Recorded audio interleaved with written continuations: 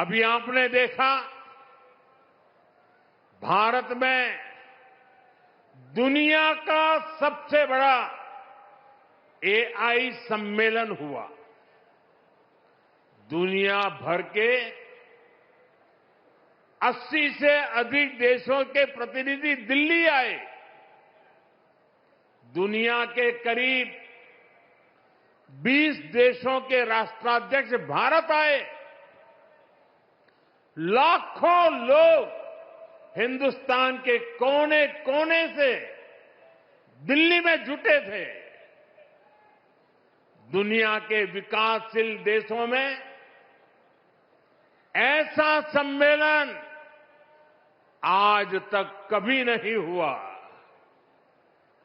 मैं जरा मेरठ के लोगों को पूछना चाहता हूं, ये जो एआई सम्मेलन हुआ, आपको गर्व हुआ कि नहीं हुआ? पूरी ताकत से बताइए, आपको गर्व हुआ कि नहीं हुआ? आपका माथा ऊंचा हुआ कि नहीं हुआ? आपका सीना चौड़ा हुआ कि नहीं हुआ? ये काम भारत के लिए हुआ कि नहीं हुआ है? भारत के युवाओं के लिए हुआ है कि नहीं हुआ है? भारत के भाग्य को बदलने के लिए हुआ है कि नहीं हुआ है? 21वीं सदी में लीडरशिप लेने के लिए हुआ है कि नहीं हुआ है? पूरा देश गर्व से भर गया।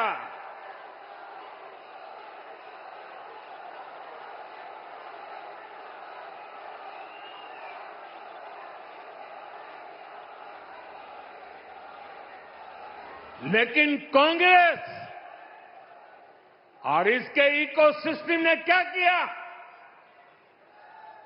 साथियों, कांग्रेस ने भारत के एक वैश्विक आयोजन को अपनी गंदी और नंगी राजनीति का अखाड़ा बना दिया।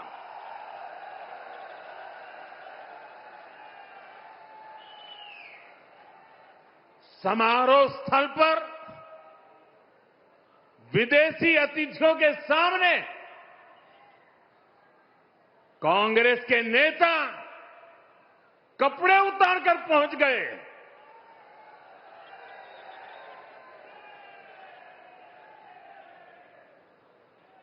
मैं कांग्रेस वालों को पूछता हूं, देश तो जानता है आप पहले से ही नंगे हो, फिर कपड़े उतारने की जरूरत क्या पड़ी?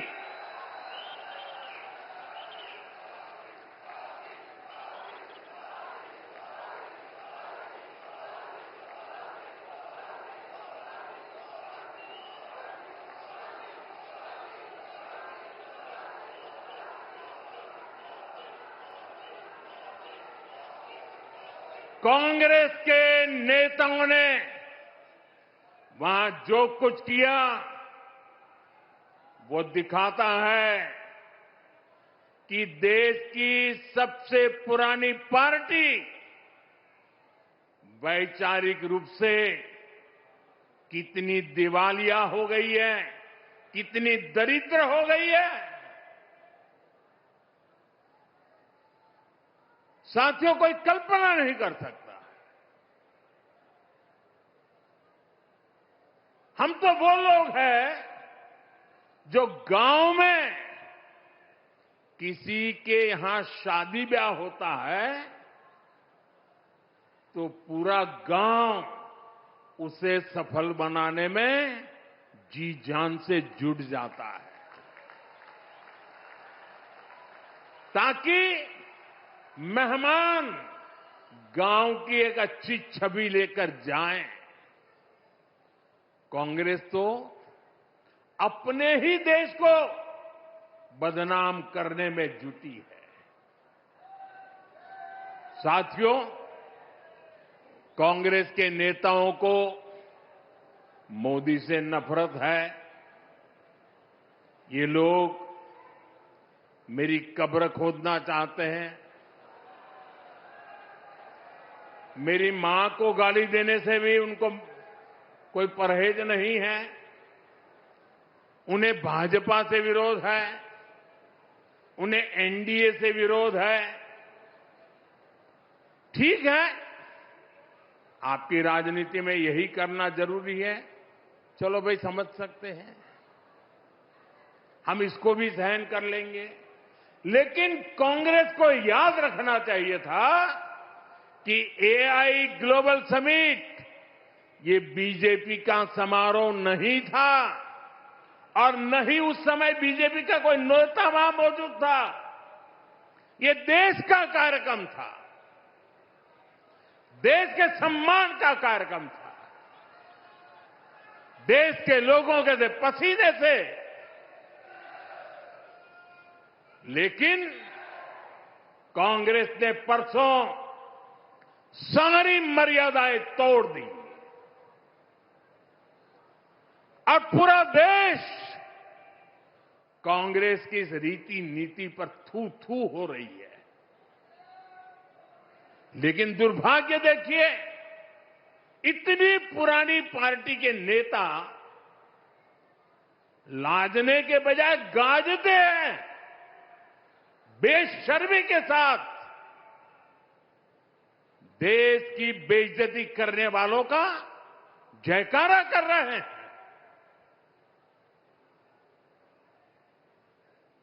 और ये मामला कांग्रेस की हरकतों का लगातार चल रहा है। पार्लियामेंट में क्या किया? पार्लियामेंट में खुद परफॉर्म कर नहीं पा रहे तो अपने साथी दलों को भी बोलने का मौका नहीं देते, पार्लियामेंट को चलने नहीं देते। और उसका सबसे बड़ा नुकसान कांग्रेस के जो साथी दल है ना, उनको हो रहा है। अब वो समझ गए हैं। ये अभी दिल्ली में उन्होंने जो ये नंगापन दिखाया, उनके सारे साथी दल चौंक गए हैं, सबने किनारा कर लिया। और मैं नम्रतापूर्वक देश के मीडिया को भी एक रिक्वेस्ट करना चाहता हूं। वैसे मैं मीडिया को हर प्रकार से झेलने के लिए ईश्वर मुझे शक्ति दे प्रार्थना करता रहता हूं, लेकिन आज मैं उनको प्रार्थना करता हूं कि कृपा करके हम जब इस प्रकार की हरकतों की आलोचना करें तो आप ये हेडलाइन मत बनाइए कि मोदी ने विपक्ष को धो डाला।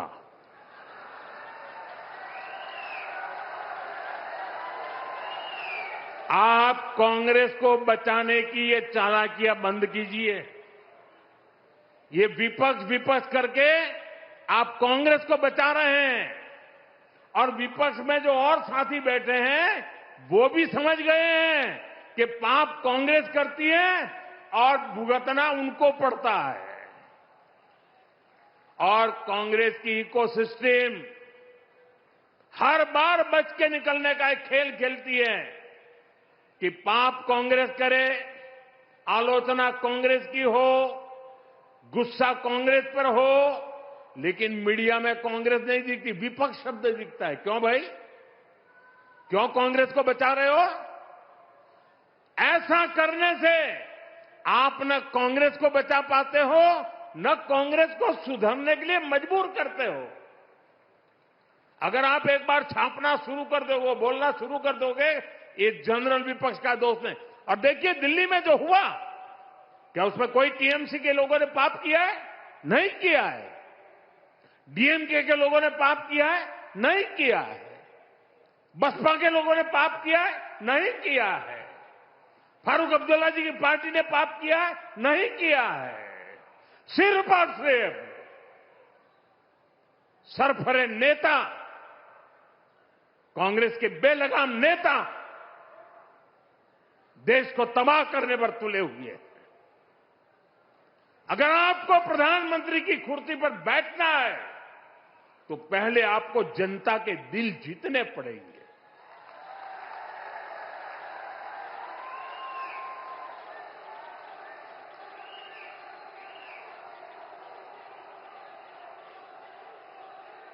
महिलाओं एमपीओ को भेज करके सीट पर कब्जा करने से आप प्रधानमंत्री नहीं बन सकते हो। और माताओं बहनों को इस प्रकार से आगे करने की क्या मजबूरी है आपकी? क्या इतने खोखले हो गए हो आप लोग? साथियों,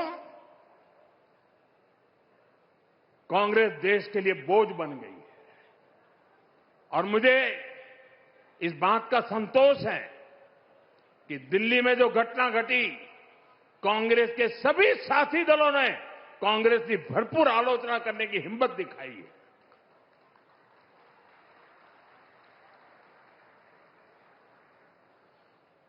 मैं विपक्ष के इन साथियों का सच्चाई के साथ और देश के गौरव के साथ खड़े रहकर रहने के लिए उनका मैं सार्वजनिक रूप से आभार व्यक्त करता हूं।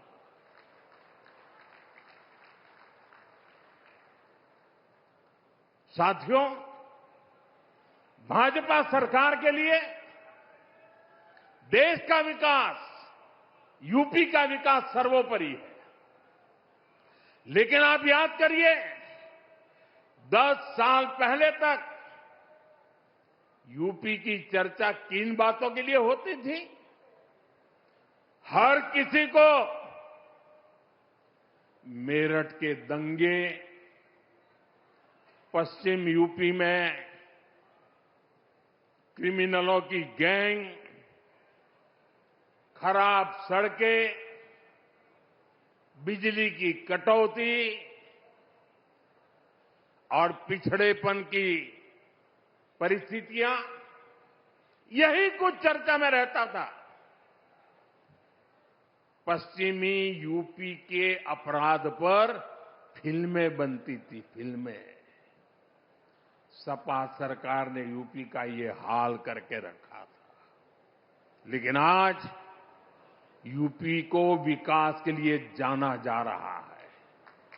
आज हमारे यूपी को ब्रह्मोस के लिए मोबाइल फोन बनाने और एयरपोर्ट के लिए पर्यटकों की सुविधा लगातार बढ़ती संख्या के लिए जाना जाता है।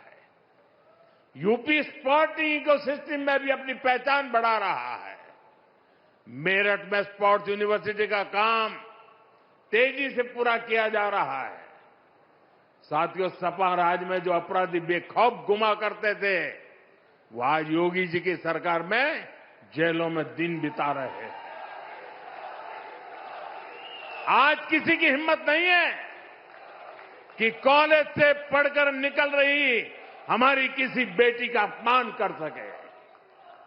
साथियों, जब कानून व्यवस्था सुधरती है तो व्यापार, कारोबार और दुकानदारी के लिए भी माहौल बनता है। इसलिए आज यूपी की अर्थव्यवस्था में भी जबरदस्त उछाल देखने को मिल रहा है। योगी जी के नेतृत्व में यूपी देश का बड़ा मैन्युफैक्चरिंग हब बन रहा है। कल ही मुझे यूपी की पहली सेमी कंडक्टर फैक्ट्री का शिलान्यास करने का अवसर मिला है। इस सेमी कंडक्टर फैक्ट्री के बनने से यूपी का सामर्थ्य और ज्यादा बढ़ जाएगा। इससे यहां नए निवेश, नए रोजगार के लिए अद्भुत संभावनाएं बनेगी। मैं आपको विश्वास दिलाता हूं, भाजपा की डबल इंजन सरकार ऐसे ही यूपी को देश की सबसे बड़ी इकोनॉमी बनाने के लिए काम करती रहेगी। यूपी विकसित होगा तो ही भारत विकसित होगा। एक बार फिर आप सभी को नमो भारत ट्रेन और मेट्रो प्रोजेक्ट के लिए बहुत बहुत शुभकामनाएं देता हूं। ये वंदे मातरम के 150 वर्ष मना रहे हैं। मेरे साथ बोलिए, वंदे मातरम, वंदे वंदे वंदे वंदे वंदे वंदे वंदे वंदे वंदे वंदे वंदे